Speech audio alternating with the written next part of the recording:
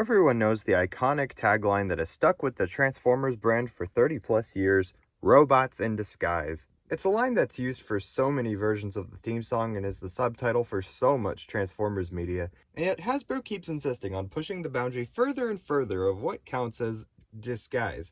Jesus, and I thought Wheeljack turning into one very particular race car was a bold statement. And then we got whole robot dinosaurs, robot space cannons, robot whatever. So yeah, I always found it a bit ironic that the main tagline of the whole series only applies to like half the entire brand. But hey, I'm definitely not complaining. That's where so many great figures come from, which is where our subject today comes from. Today let's go on a paleo trek with Paleotrex. Paleotrex is one of the New Kingdom fossilizers, which is part of a new thing for Transformers, beginning spooky, scary skeletons into the Transformers universe in dino flavor. I find this figure has so much immediate presence and does such a great job at standing out from the crowd. He's a very tall and lanky bony boy, with his skill crane claw arms and open hands, which include these gauges that allow you to fit this end of a dinosaur tail pretending to be a knife. Admittedly, the fact that the hands are still open when holding it makes him look kind of awkward. It just kind of makes him look like he's giving a giant thumbs up, all the better to smash that like button with. He can also pull off a movie-verse Bumblebee flip-down mask, which, my oh my, just so happens to look like the original Optimus Primal's toy mace weapon. Well, that's just swell. Paleotrex is also very well articulated, and can do basically all the poses that an average Deluxe class figure can pull, but he also happens to come with articulated fingers. How often do you see that on a Deluxe?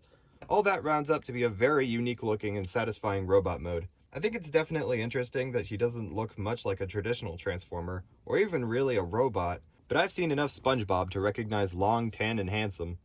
The box includes this golden coin, which Hasbro's website states has the ability to possibly reveal the destiny of a key character. Right? Psst, maybe. So it might be tied to his destiny, but probably not. I always wanted more astrology in the Transformers universe. Paleotrex transforms by breaking apart into several pieces and reattaching to different areas to make a skeletal Tyrannosaurus. I assume Hasbro got tired of making dinosaur characters that were eventually proven to be scientifically inaccurate, so they just went, screw it, have him turn into the dead remains of an extinct creature. Sounds a bit morbid, especially when you consider that you transform him by ripping him apart. But come on, kids aren't going to care about that. They'll just be like, wee, dinosaur! And honestly, that's me looking at this thing. It has such a charm all its own, possibly due to how rare an alt mode like this is.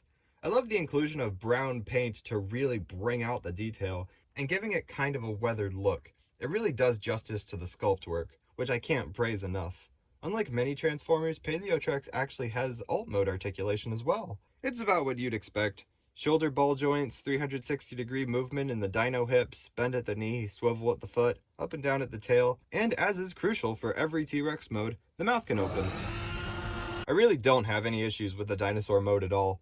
I guess when you really think about it, this is one of the best dino skeleton action figures I've ever seen, that also just so happens to be a robot that can only disguise itself in very specific situations.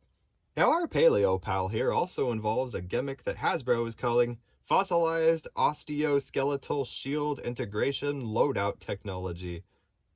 Sure. Basically, it's the same thing as the combat system from Siege. You break the toy apart and reassemble it as weapons and armor for other figures. The instructions use Warpath as a suggestion, so I'm going to use him because of peer pressure. Honestly, I don't know what to say. Look at this thing. I don't know what compelled the Hasbro team to manifest this, but oh my, I'm so happy they did.